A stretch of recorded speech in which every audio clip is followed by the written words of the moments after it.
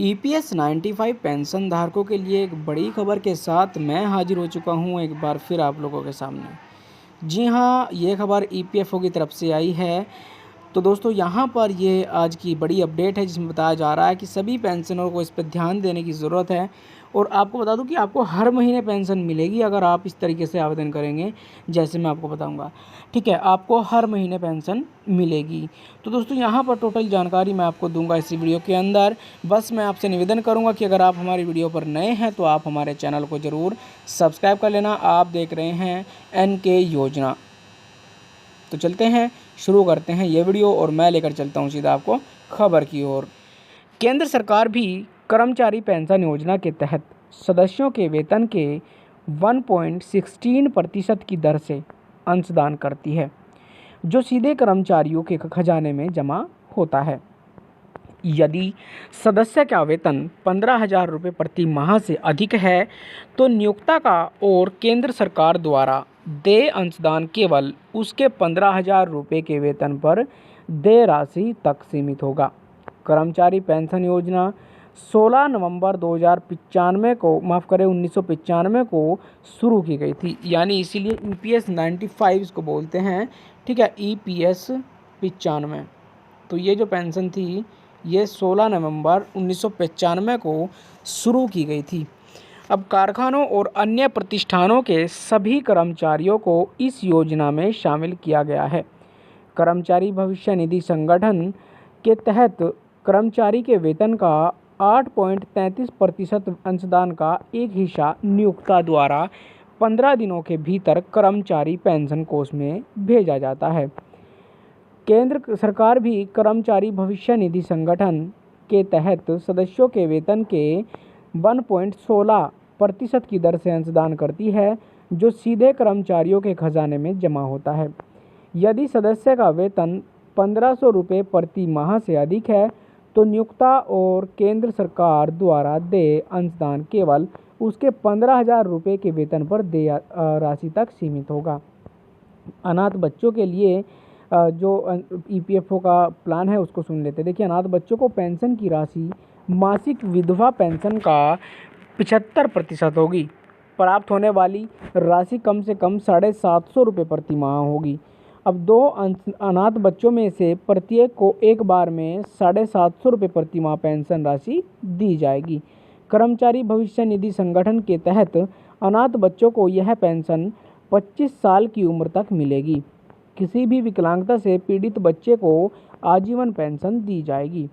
दोस्तों, कर्मचारी पेंशन योजना के लिए कंपनी अपने कर्मचारी के वेतन से कोई पैसा नहीं काटती है, तो कंपनी के अंशदान का एक हिस्सा ही ईपीएस में जमा होता है।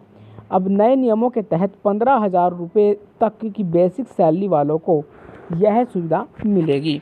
सैलरी का कुल 8.33% ईपीएस में जमा होता है। 15,000 रुपये की बेसिक सैलरी मिलने पर कंपनी 1,250 रुपये ईपीएस में जमा करती है।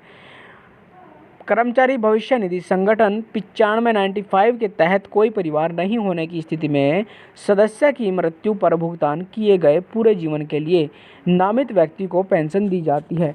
नामित यानी जो नॉमिनी बनेगा, और किसी व्यक्ति अगर मृत्यु हो जाती है तो उस नॉमिनी को पेंशन दी जाएगी। सदस्य की मृत्यु पर आश्रित पिता माता को देय मासिक विधवा पेंशन के बराबर आजीवन पेंशन दी जाती है, लेकिन सदस्य का कोई परिवार या नामांकित व्यक्ति नहीं होना चाहिए।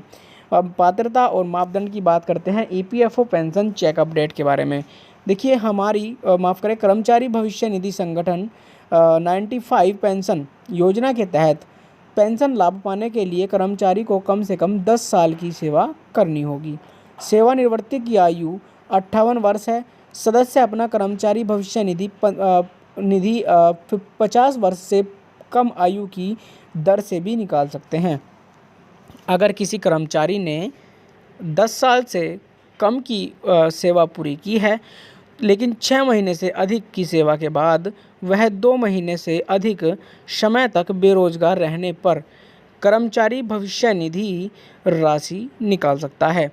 यदि कोई कर्मचारी सेवा करने में पूरी तरह से असमर्थ है तो वह मासिक पेंशन का हकदार है। भले ही उसने पेंशन योग्य सेवा अवधि पूरी नहीं की हो और वह अपने जीवन भर के लिए दे हो। सेवा के दौरान सदस्य की मृत्यु के मामले में सदस्य का परिवार भी पेंशन लाभ के लिए पात्र हो जाता है। दोस्तों, ईपीएस नामांकन के लिए डिजिटल रूप से आवेदन करें तो किस प्रकार से आप आवेदन करेंगे, देखिए ईपीएफओ की वेबसाइट पर जाएं और कर्मचारियों के लिए सेवाएं विकल्प चुनें। सदस्य यूएएन ऑनलाइन सेवा पर क्लिक करें। अब यूएएन और पासवर्ड से लॉगिन करें। मैनेज टैब के तहत ई नॉमिनेशन चुनें। अब विवरण प्रदान करें, टैब स्क्रीन पर दिखाई देगा। अब सेव पर क्लिक करें। पारिवारिक घोषणा को अद्यतन करने के लिए हाँ पर क्लिक करें। एम्प्लॉयज़ प्रोविडेंट फंड ऑर्गेनाइजेशन परिवार विवरण जोड़े पर क्लिक करें। उसके बाद शेयरों की कुल राशि घोषित करने के लिए नामांकन विवरण पर क्लिक करें। इसके बाद सेव ईपीएफ नॉमिनेशन पर क्लिक करें। अगले चरण में ओटीपी जनरेट करने के लिए ई साइन चेक करें। आधार से जुड़े मोबाइल नंबर पर ओटीपी भेजा जाएगा। इन स्टेप्स के बाद अब आपका आवेदन पूरा हो जाएगा। दोस्तों, इस प्रकार आप अगर आवेदन करेंगे तो आपको पूरे माह पेंशन मिल सकती है। तो ये थी फिलहाल खबर आप लोगों के लिए। बाकी आपको मिलते हैं आने वाली अगली वीडियो में एक नई अपडेट के साथ। तब तक के लिए जय हिंद, जय भारत। बने रहे हमारे साथ, देखते रहे हमारा यूट्यूब चैनल।